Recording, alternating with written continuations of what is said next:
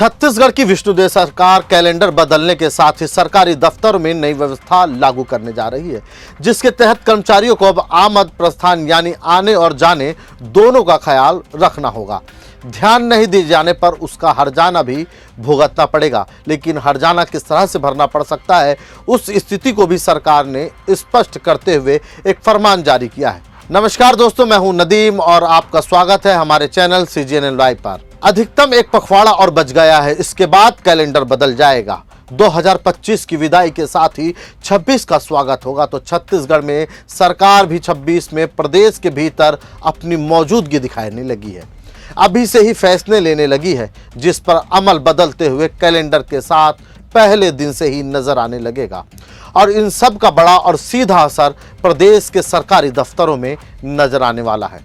आप सरकारी सेवा में हैं या ना हो, पर यह खबर आपके लिए बहुत ही जरूरी है, जितनी कि सरकारी सेवकों के लिए। तो क्या है मामला, जानने के लिए बने रहिए हमारे साथ। भाई, इन दिनों छत्तीसगढ़ में कड़ाके की ठंड पड़ रही है। सर्दी का ऐसा सुहाना मौसम का अनुभव सालों बाद शहरी इलाके के लोगों को मिल रहा है, तो सुबह से लेकर दोपहर तक की धूप हर किसी को रास आ रही है। प्राइवेट दफ्तर कारोबार करने वालों को इस मामले में मन महसूस कर रहना पड़ जाता है, पर सरकारी सेवक मौसम का भरपूर आनंद लेते हैं। सुबह ठंड हो तो दोपहर तक दफ्तर पहुंचते हैं और दफ्तर के भीतर ठंड लग रही हो तो धूप सेकने बाहर निकल जाते हैं। चाय की चुस्कियों के साथ गपशप, मौसमी फलों का भरपूर आनंद, मौज ही मौज है। पर अब इस पर विराम लगने वाला है। कैसा लगेगा विराम, यह भी जानना चाहिए।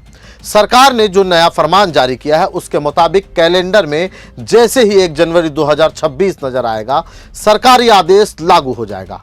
हम यहां पर जिस फरमान की बात कर रहे हैं वो प्रदेश के सभी सरकारी कर्मचारियों पर लागू होगा, जो हर महीने सेवा के नाम पर मोटी पगार तो वसूल रहे हैं, लेकिन उनके मुकाबले काम को अंजाम नहीं दे रहे हैं। कभी दफ्तर आकर चिड़िया बिठाकर नदारद हो जाते हैं तो उसके बाद लौटना नहीं होता। कभी दिन भर गायब रहने के बाद दफ्तर बंद होने से पहले रजिस्टर पर साइन कर निजी कामों को प्राथमिकता देते हैं। पर अब यह सब नहीं चलने वाला है, क्योंकि कैलेंडर बदलने वाला है। विष्णुदेव सरकार की ओर से प्रदेश के सभी दफ्तरों के लिए एक आदेश जारी किया गया।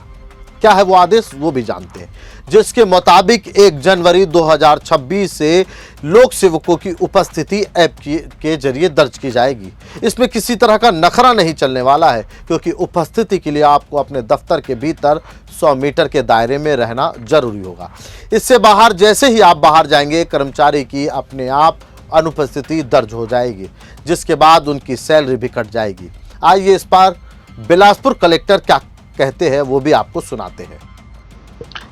इसमें शासन की मंशा है कि ऑफिसेस में लोग टाइम पे आए, सभी अधिकारी, सभी कर्मचारी चाहे जिस भी लेवल के हों, और उसके लिए ये बायोमेट्रिक जो है ये चालू किया जा रहा है। और निश्चित तौर पे अगर लोग ऑफिस टाइम पे आएंगे तो लोगों का काम टाइमली स्टार्ट होगा, लोगों का काम जल्दी होगा और एक अच्छी व्यवस्था रहेगी। सरकारी दफ्तरों में कामकाज को लेकर दिक्कतों का सामना प्रदेश के लोगों को करना पड़ता है। यही हाल स्कूल और कॉलेज का भी है। यहाँ मोटी पगार पाने वाले सहायक प्राध्यापकगण सर्दी के मौसम में धूप सेकने बहाने, बारिश के मौसम में तबीयत के बहाने, तो गर्मी के मौसम में बहाने की जरूरत ही नहीं होती है। बच्चों के भविष्य से खिलवाड़ करते हैं, लेकिन पगार में किसी तरह का समझौता नहीं करते। ऐसे में विष्णु सरकार का ये निर्णय आपके नजरिए से कितना सही है, कमेंट करके बताइए। हालांकि इस सच्चाई से इनकार नहीं किया जा सकता कि काम के प्रति ईमानदार सेवकों की भी प्रदेश में कमी नहीं, लेकिन गेहूं के साथ घुन भी पिसता है, यह भी कड़वी सच्चाई है। जानकारी अच्छी लगने पर लाइक जरूर करें, शेयर करेंगे तो जानकारी ज़्यादा से ज़्यादा लोगों तक पहुंच पाएगी, और सब्सक्राइब करेंगे तो आप भी हमारे परिवार के सदस्य बन सकेंगे। फिलहाल मुझे दीजिए इजाज़त, नमस्कार।